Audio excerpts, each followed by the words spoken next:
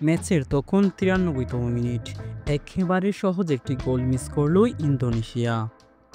বাংলাদেশের গোলকিপার ভুলক্রমে এগিয়ে আসলেন এবং ইন্দোনেশিয়া একেবারে সহজ একটা সুযোগ মিস করলো। ফাঁকা গোলবারে ঠিকঠাক মতো শট মারতে পারলেই স্কোর পেত ইন্দোনেশিয়া। ভাগ্যক্রমে বলটি গোল পোস্টে লাগে।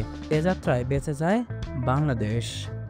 এই ৯৩তম মিনিটেই গোলের দেখা পায় ইন্দোনেশিয়া, তবে সেটা অফসাইডে পরিণত হয়।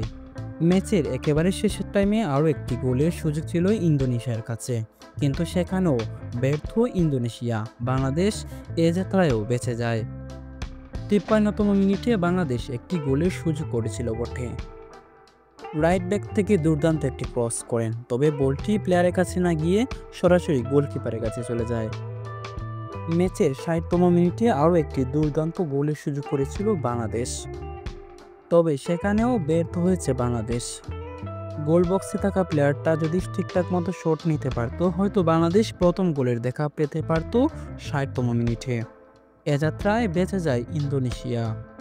৬৩তম মিনিটে আরও একটি গোলের সুযোগ ছিল ইন্দোনেশিয়ার কাছে। ইন্দোনেশিয়ার প্লেয়ার শটটি করলে সোজা গোলকিপারের কাছে চলে যায়। বাংলাদেশের গোলকিপার দুর্দান্ত একটা সেভ দেন। ম্যাচের ৭২তম মিনিটে বাংলাদেশের কাছে সুযোগ এসেছিল গোল করার।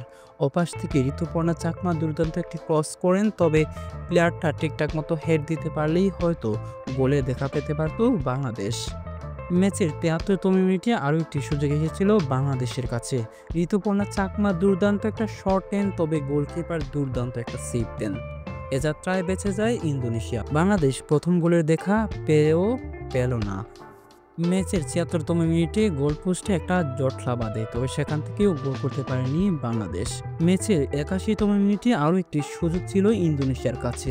ইন্দোনেশিয়ার প্লেয়ার দুর্দান্ত একটা ক্রস দেন এবং ৭ নম্বর পরিহিত যাত্রী দুর্দান্ত একটা শট নেন, তবে এক্ষেত্রে বাংলাদেশের গোলকিপার দুর্দান্ত একটা সেভ দেন। একেবারে সহজ গোল মিস করল ইন্দোনেশিয়া। এ যাত্রায় বাংলাদেশ বেঁচে যায়। শেষ পর্যন্ত ০-০ গোলে ড্র হলো বাংলাদেশ ভার্সেস ইন্দোনেশিয়ার ফুটবল ম্যাচ।